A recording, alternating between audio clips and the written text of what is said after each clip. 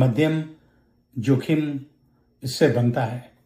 LDL जो है खराब कोलेस्ट्रॉल है, जो कोलेस्ट्रॉल जो है टिश्यू तक पहुंचता है, आसानी से धमनियों में घुस जाता है और प्लेक बनाने का मुख्य कारण एलडीएल है। महत्वपूर्ण बात यह है कि एलडीएल एक नंबर नहीं है।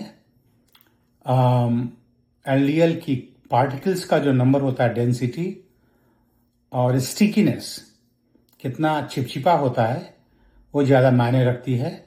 खासकर इंडियंस लोगों में इसका मात्रा ज़्यादा होता है, पार्टिकल्स का नंबर लो साइज होता है, स्मॉल साइज होता है और स्टिकी भी ज़्यादा होता है, इसलिए ज़्यादा खतरेदार होता है।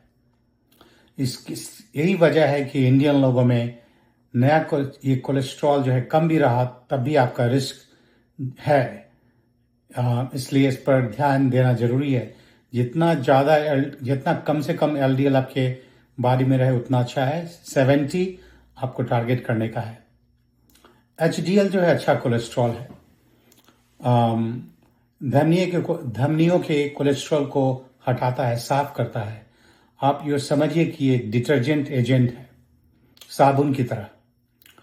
ये सुरक्षात्मक है, लेकिन बहुत ज्यादा एचडीएल हमेशा सुरक्षित नहीं होता।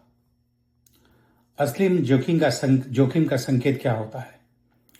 हर खतरनाक कण में, जैसे एलडीएल हुआ, वीएलडीएल हुआ, आईडीएल हुआ, चाहे लाइपोप्रोटीन ए हुआ, उसमें एक एपोबी प्रोटीन होता है।